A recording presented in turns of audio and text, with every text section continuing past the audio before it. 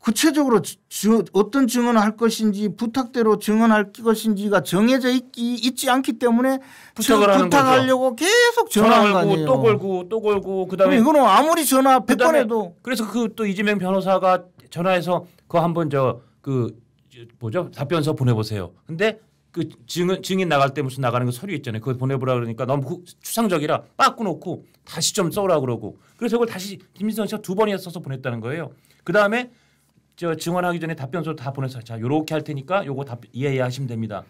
이 일련의 과정이 위증교사가 아니면 대한민국에서 앞으로 위증교사죄로 처벌받을 사람은 이제 없는 거 아니에요? 앞으로 이제 돈 많거나 권력 있고 힘센 사람들은 자기 재판 민사든 형사든 있으면 약한 사람한테 전화 걸고 변론 요소 보내고 있는 대로 사실대로 야 내가 네가 그때 나를 여기서 봤다고 얘기 좀 참 좋겠어. 있는 대로 사실대로 내가 거기 있었다고 너 기억 안 나?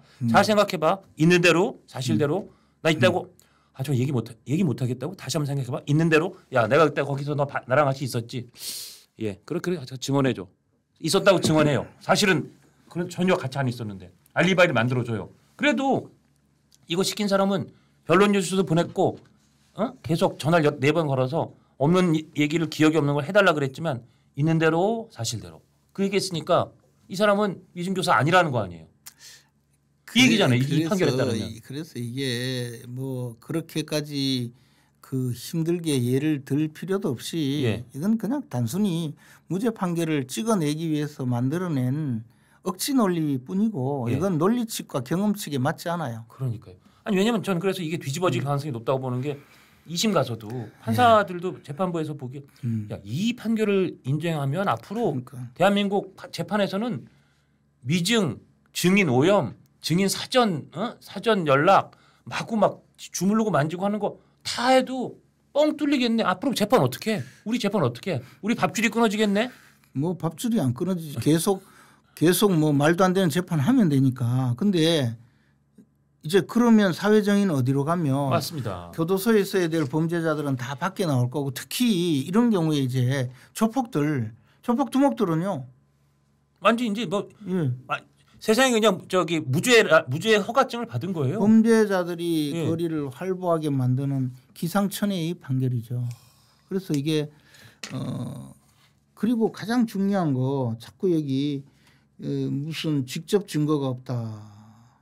직접 증거가 이거보다 더 있는 게 어디 있어요.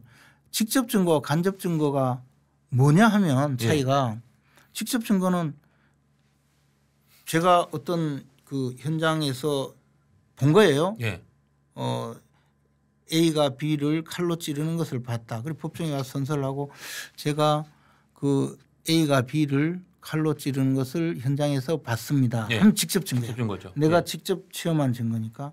근데 제가 그 제 친구인 장원준 씨가 그 칼로 찌르는 것을 봤다는 이야기를 들었습니다. 이 간접 증거예요. 전문 증거고요. 그럼 간접 증거는 본인이 와서 증언을 해줘야 직접 증거가 되잖아요. 그 전문 증거는 그밖에 없는데 안타깝게도 장원준 증인이 올 수 없는 사태가 벌어진 거예요. 뭐 여러 가지로 하여튼.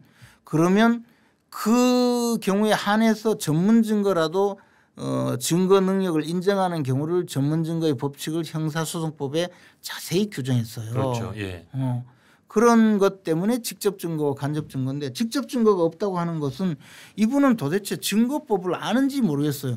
이재명의 전화가 직접 증거예요. 그런데 직접 증거가 없다고 하면 어떻게. 아니 세상에 위증교사에서 이렇게 녹음돼서 생생한 음성이 30분씩 남아있고 그게 그 전화를 받은 사람이 제가 압박을 느껴서 거짓말을 증언을 했습니다. 나가기 싫었습니다. 근데 자꾸 전화해서 나가라 그래서 나갔습니다. 한 번도 안 나갔지만 결국 나가서 다 위증했습니다. 죄송합니다. 했는데 가만히 있어봐. 너 얘기한 것 중에 이거는 네가 위증했다 그래도 이거는 위증이 아닌 것 같은데 2개는 발라내고 4개는 위증인데 야 그래도 이거는 이재명 피고인이 시켜서 한 건 맞는데 이재명이 당시에 네가 진짜 그렇게까지 김민석이 거짓말할 거라거든 생각 못한 것 같은데 그런 거짓말을 시켰다고 당신 예견 못했을 것 같은데 그리고 그렇게 알았다는 직접 증거도 없는데 그럼 이재명은 교사가 아니네. 위증을 부탁했고 위증을 교사했지만 교사행위까지 인정되지만 위증교사죄에 딱 맞진 않는데 무죄. 이게 어떻게 말이 돼요? 저는 그리고 전 이 대목도 변론 요지 이 대표가 핵심 김 씨에게 자신이 처했던 상황과 그에 대한 의문에 대해 설명하면서 변론 요지서를 제공해서 당시 상황을 기억해 보게 하는 것은 피고인으로서 행사할 수 있는 증거의 탐색 및 수집에 해당한다. 이게 증거의 탐색 및 수집에 해당한다고. 그거는 증거의 탐색이라면 이렇게 해야 돼요. 김진성 씨한테 전화해서 당시 상황을 어떻게 기억하고 계세요? 라고 물어봐야지. 그럼 제가 바깥에서 있어서 사무실 내용을 모릅니다. 혹시 이런 말 들어보셨어요? 그것도 사실은 저는 위증교사라고 봐요. 근데 혹시 김병량 시장하고 KBS가 짜고 저를 그 모함하거나 저를 그 주범으로 만들려는 그런 시도가 있었다는 이야기를 제가 들었는데 혹시 그런 이야기 들은 적 있습니까? 저는 밖에서 근무해서 내용을 몰라요. 그러면 그까지가 증거 탐색이에요. 그 최대치죠. 증거 탐색이 최대치죠. 그리고 거기에 더해서 저는 제가 듣기로는 이렇게 들었습니다는 변론이에요. 예. 그죠? 예. 나는 이렇게 들었는데요. 혹시 그 당시에 그렇지 않았습니까? 저는 기억이 없습니다 하면 거기서 끝났다면 변론 자신의 변론까지는 돼요. 근데 그거 그러지 말고 예. 그때 당시에 이런 거니까 예. 들었다고 이야기 좀 해줘요. 예. 그러니까 아닌데 하니까 그러다가 그러면 지사님 어떻게 하면 좋겠습니까 하니까 변론 요지서 보내줄게.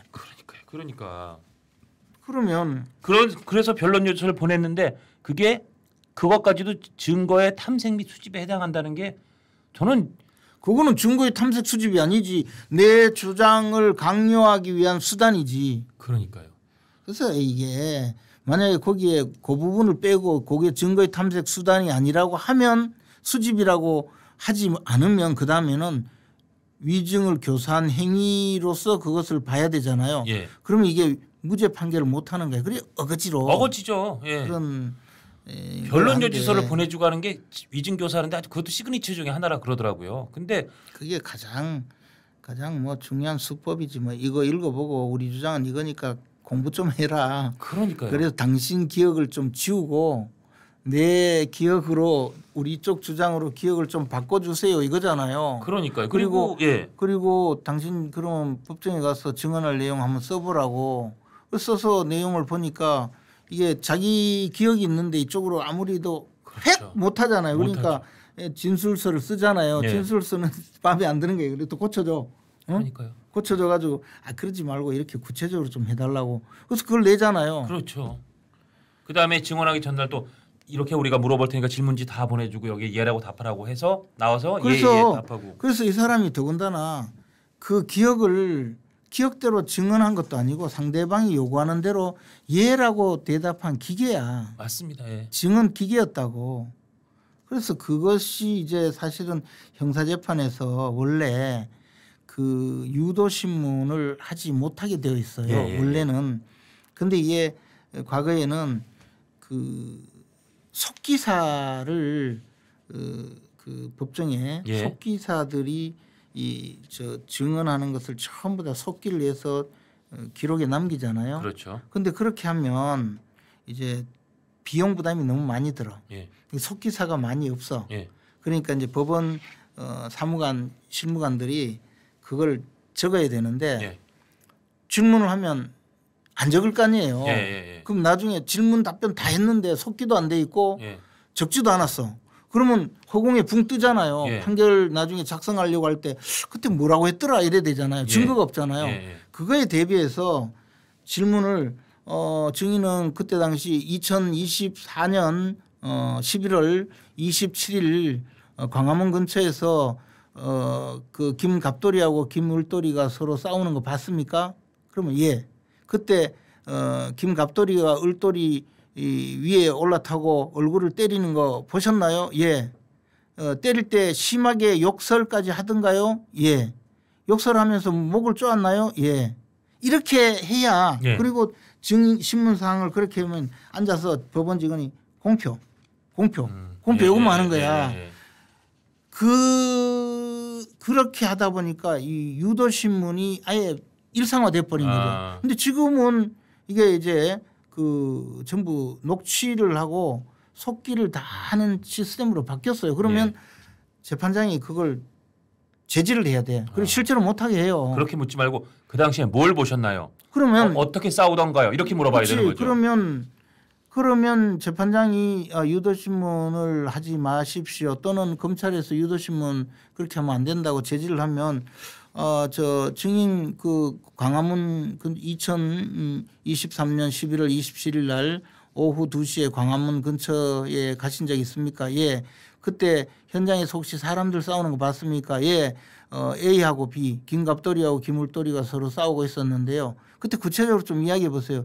예, 김갑돌이가 김울돌이를 올라타고 얼굴을 막 때리고 있었습니다. 욕도 했습니다. 그렇게 해야 된다는 거죠. 예, 그렇게 해야 돼요. 근데 그렇게 해야만이 이 사람이 과거에 들은 내용을 할 수 있죠. 근데 여기는 그렇게 안 됐잖아요. 그러니까요. 그러면 그것도 이재명 측의 변호인이 요구하는 대로 그냥 유도신문을 하도록 한 거죠. 만약에 물었으면 또 그 사람이 아무리 그렇게 그 세뇌를 당해 갔어도 사실은 그때 기억이 잘 안 납니다. 이랬을 수가 있어요. 예.